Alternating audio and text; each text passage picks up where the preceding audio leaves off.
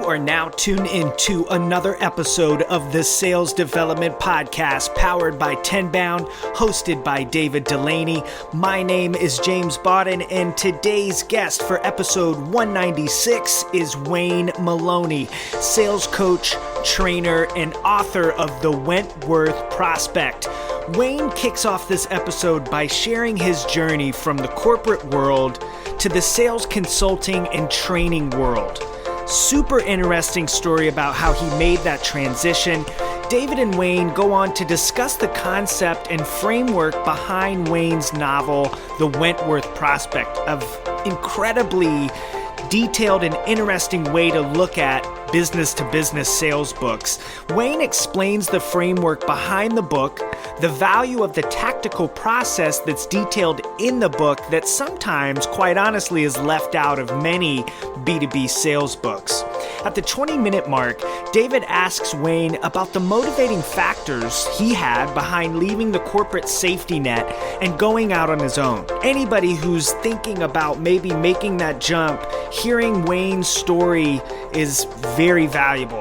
Wayne and David then go on to talk about Wayne's mindset and how it's changed over the years as a business owner, and the things that he was worried about 10 years ago as opposed to the things that he's worried about today, as well as what's next for Wayne. This episode really sheds a light on somebody who's bringing creativity, a new way to look at business-to-business sales books. And if you enjoy this episode, don't forget to leave us a rating. Head over to tenbound.com and enjoy episode 196 of the Sales Development Podcast, powered by Tenbound, featuring Wayne Moloney, author of The Wentworth Prospect. Hello, everybody. Welcome to another edition of the Sales Development Podcast. I am joined today by a new friend of mine, Wayne Moloney, sales coach and trainer from our land down under, who just released a new book that I want to dive into called The Wentworth Prospect. Wayne, how you doing today? Great. Thanks, David. And yourself? Oh, I'm too good to be legal, man. I'm glad. Great. Thanks for having me on, David. I really do appreciate it. Yeah, I'm so excited to dive in. You know, you've got a tremendous amount of experience in working with B2B sales teams and in sales yourself, multiple continents over the course of the years. And now you've just put it into this new book. Wayne, if folks aren't familiar with the work that you've been doing and your sales training and coaching endeavors, how did you get involved in this? And, you know, what brings you up to this point? Oh, look, David, if this was on video, mate, people would see the grey hair and know that I've been in the industry and been around for quite a while.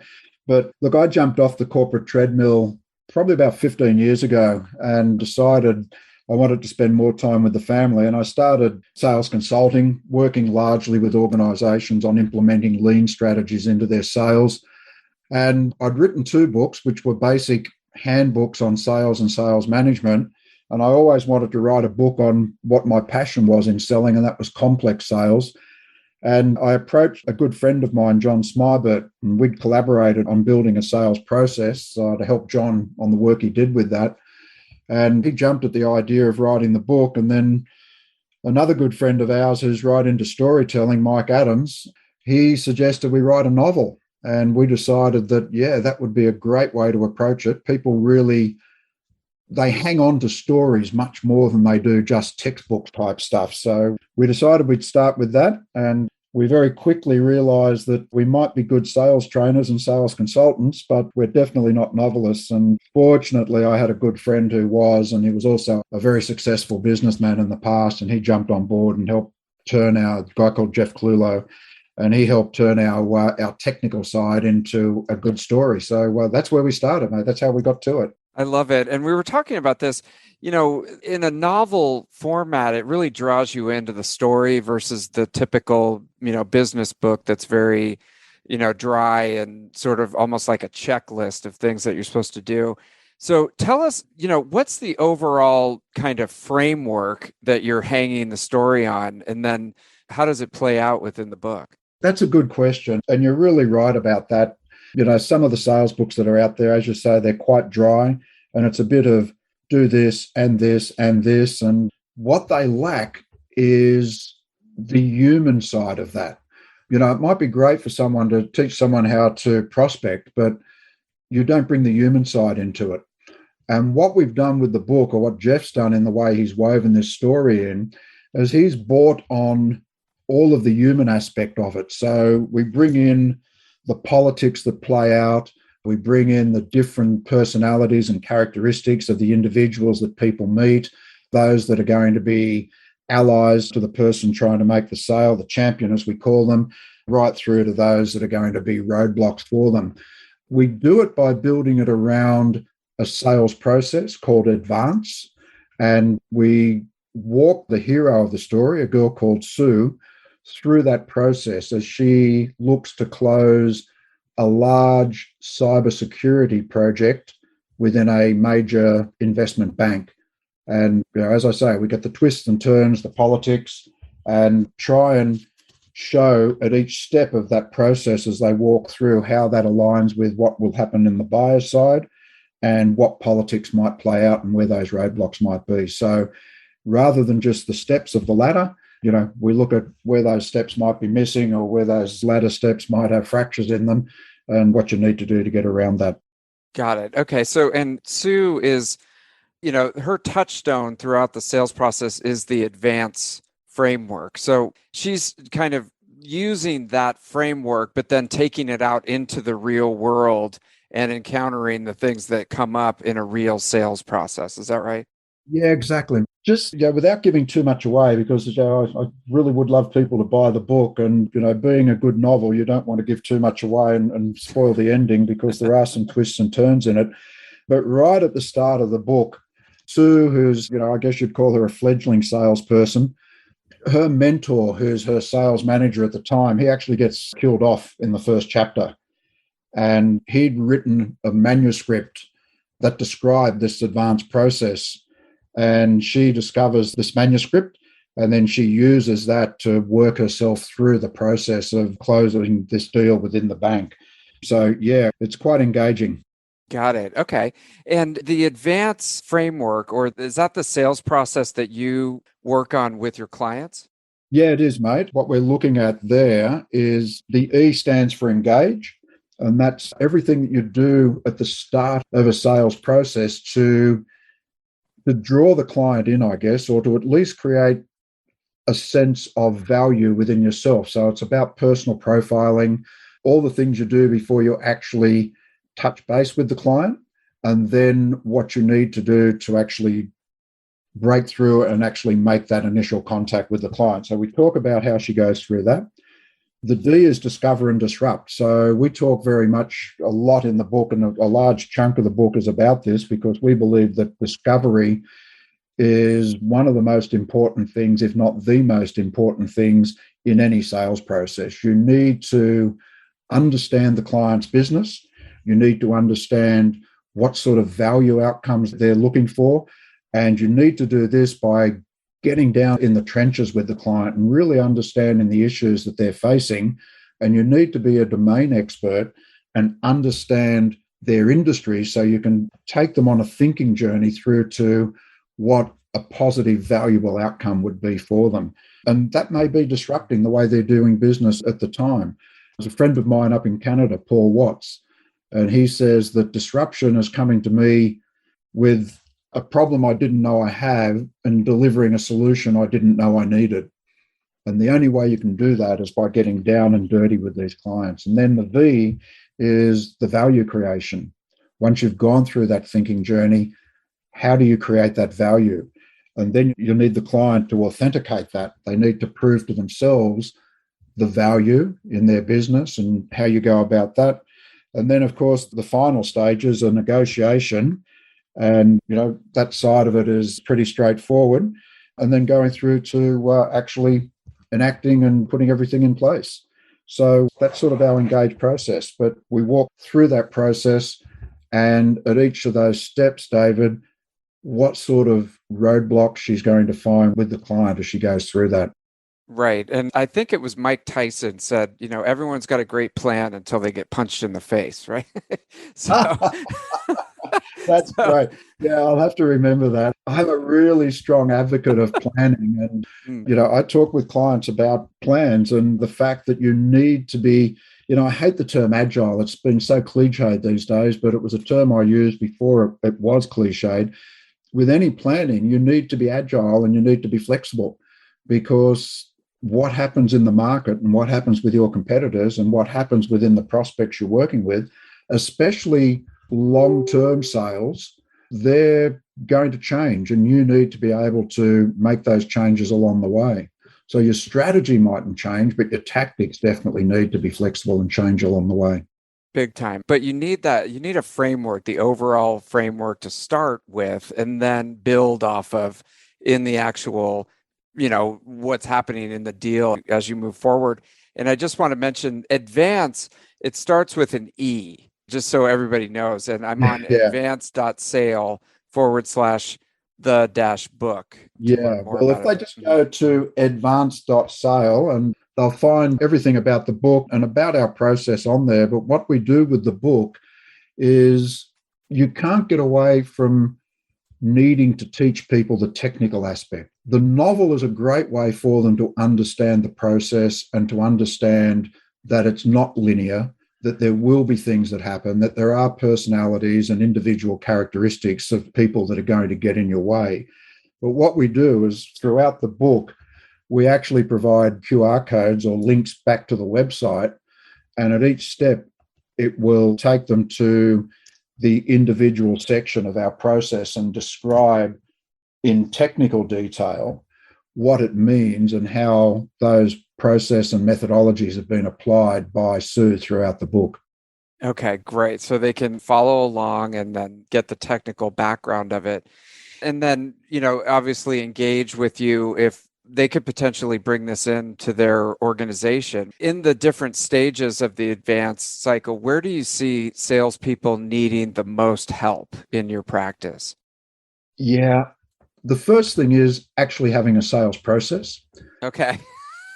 It's surprising. And, I've been in the industry now for longer than I like to admit, but, close to 4 decades. And I still see businesses, even big businesses, that don't follow sales processes. They might put them in place, but they then complicate them and they look for information that's not really going to help the salesperson actually do the selling. They get bogged down with administration.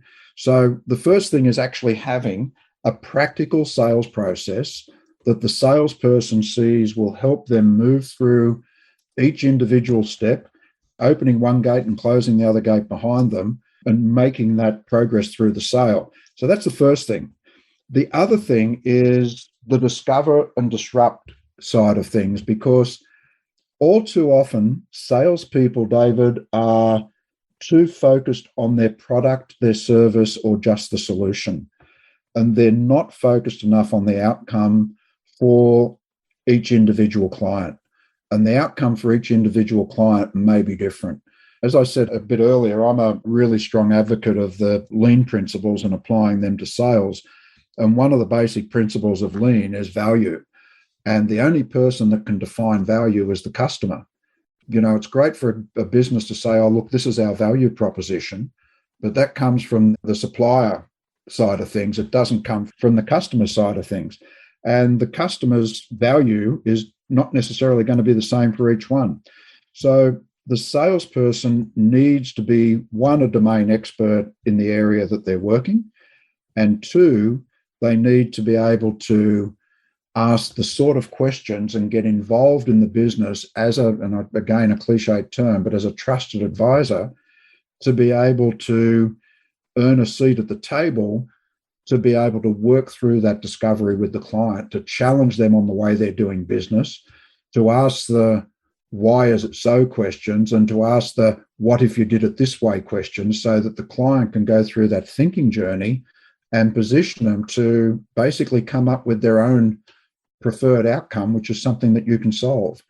Salespeople, they're nervous about challenging the customer. They don't want to challenge the status quo, to quote a couple of other sales processes out there.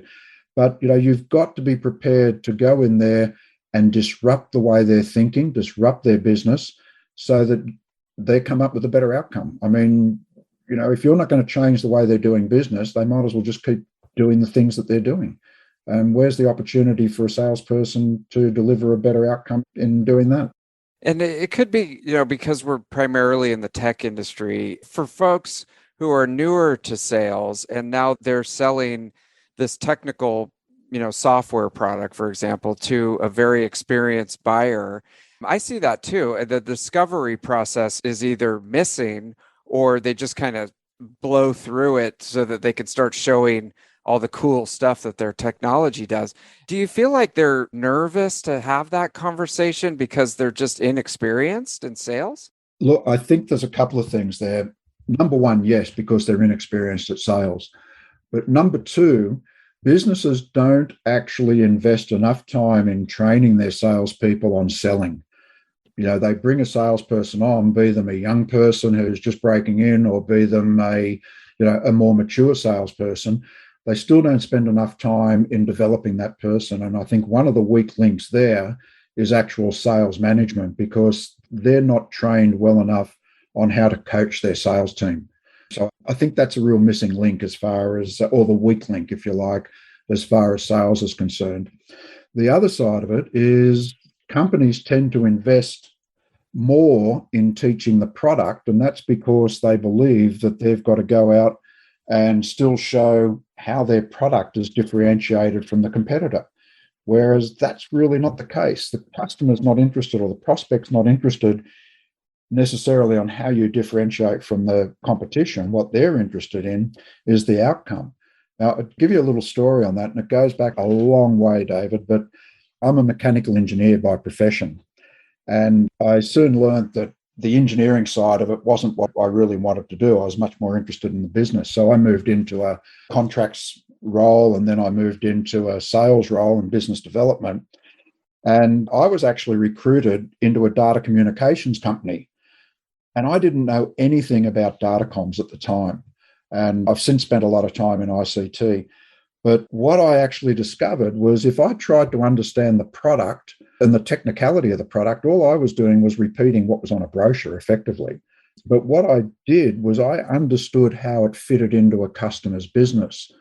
And I was actually told by a computer users group who brought me in as a guest of honor when I was leaving that state.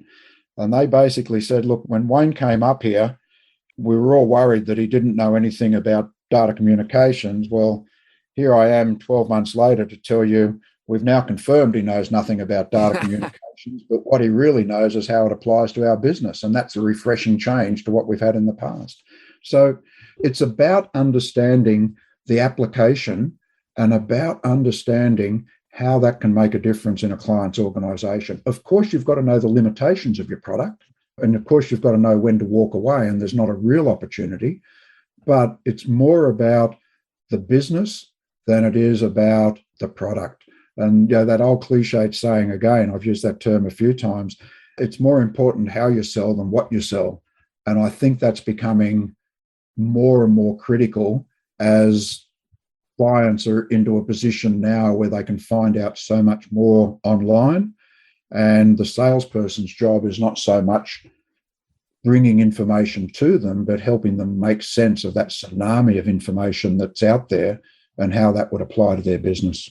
It starts with really digging in. So I feel like, the takeaway for maybe folks who are a little bit less experienced is dig in on the discovery part, get great at discovery, and gathering that information in a way that makes sense for the client, and then being able to move that forward with the value. That seems like it would be a good place to really focus. Yeah, David, I totally agree with that. And you need to be in a position where, when I say disrupt and challenge, you don't do that in an arrogant way. You don't do it by saying, oh, God, look at what you're doing. That's really stupid. It's a case of actually sitting down there and going through and, as I say, asking those what if questions. What if this happened? What if you did this? What if you did that way? What would be the result? What would change? And do it in a way that you can then put together an outcome for the client that they would look at and go, wow, I actually value that. I see that's going to deliver me really good opportunity. I love that. Okay, so we're going to dive in. I've got the Amazon, book. It's up for sale from yesterday, right? Yeah, it is, mate. And it's up as a print book. It's up as a ebook, and it's up as an audio book. Okay, I cannot wait to dive in. Like I said, I love the novel approach to this because the regular business books, get a little dry. Wayne, you mentioned something I just want to dig in on a little bit. Yeah. So you said that you were on the corporate treadmill for a number of years and then you Yeah. went independent. And I'm curious about that because the corporate life, has a lot to offer, right? You've got your regular paycheck every 2 weeks and you got your benefits and, you can tell everybody that you're gainfully employed. And then to jump to an independent, consultant, Yeah. that's a big change. So what are your thoughts on that process? And, was it a good idea? It's a really difficult question to answer. If I had my time again, like there's been some personal issues for me. I've had some health issues through the time, and that obviously impacts on when I look at it and say, would I do the same thing again? Because of the health issues, I may not have been able to continue in corporate, but let's put that aside and say what happened. I was spending, as I said, I'd worked and run businesses in Europe, Asia, and Australia. And when I'd moved back to Australia, I had such a strong reputation up in Asia. I was still doing a lot of work up there, particularly in China. And I was spending 120 to 150 days a year traveling. I had a young family, and I'd missed so much of my daughter's lives. I didn't want to do the same thing with my son. So jumping off that treadmill and being able to work my own hours, even though I was still traveling into Asia, but nowhere near as much as I had been previously, and spend more time with the family, that was great. But that corporate life and the travel, it's like a drug, David. It took me 12 months of withdrawal before I actually felt comfortable because I was missing jumping on that plane and going over and, working in those foreign lands. But I've really enjoyed it. And I guess now as my kids have grown up and left, it's probably gone full circle. And I'm now saying, well, that'd be a time where I could do it. But it's been good. It was a real challenge at the start. Anyone doing it, the thing that I would say is pick your area of expertise and focus on that. Don't try and be too general in what you do. Make sure you focus on that expertise that you've got. And again, make sure that you're delivering value to the clients. And I use that term a lot, that value, but make sure you're delivering that value to the clients and know when to walk away from them. And that's when it's really hard when you're a consultant, when you're independent, to walk away from an opportunity because you really believe that you're not the right person to solve it or they're not the right client for you. But as you say, when you're not getting that regular paycheck, to walk away from an opportunity like that is difficult. But in the long run, it's something that you really need to do. It really is interesting because I feel like the mindset goes from, am I, towing the line because it's almost like you're spending time and showing up and being involved in the corporate life to everything that I do has to produce value. And especially at the beginning, right? It's immediately like I've got to bill people in order to survive. And then all of a sudden, I think it seems like over the years, your whole mindset shifts to, I have to produce value. I can't just punch a clock, it seems. Yeah. And look, the other thing on that is making sure that and again, when you first start out, you look at all your expenses and you try and minimize those. So you end up doing administrative type things that you shouldn't be doing because it's not real value. You're not putting your time into where you can deliver the most value and where that time can be of most value to you.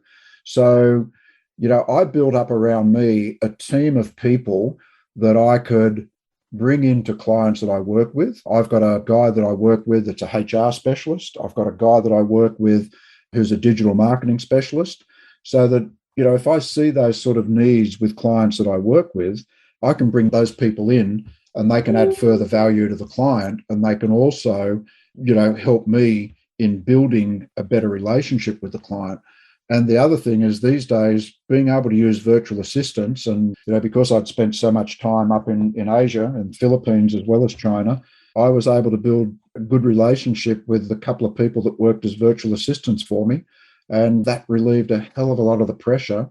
And as they got to know me better and I got to know them and I trusted them more, and I was able to offload a lot of things to them, which meant that I could be spending much more time doing the things that delivered value to my clients and value to my business.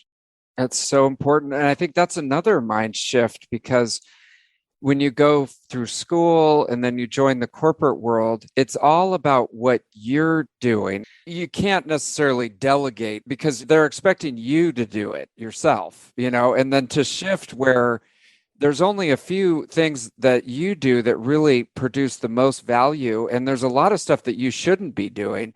I think it takes a couple of years to figure out, okay, I need to sort of offload some of this to somebody else because you're trying to do everything yourself. Thank you for listening to the Sales Development Podcast, the only audio forum 100% focused and dedicated to sales development, with your host, David Delaney. Please be sure to subscribe to the show on YouTube and take a moment to leave us a review on iTunes. Your support makes our show possible. If you are struggling with your sales development program, contact us at tenbound.com for a no-obligation exploratory call. Again, that's tenbound.com.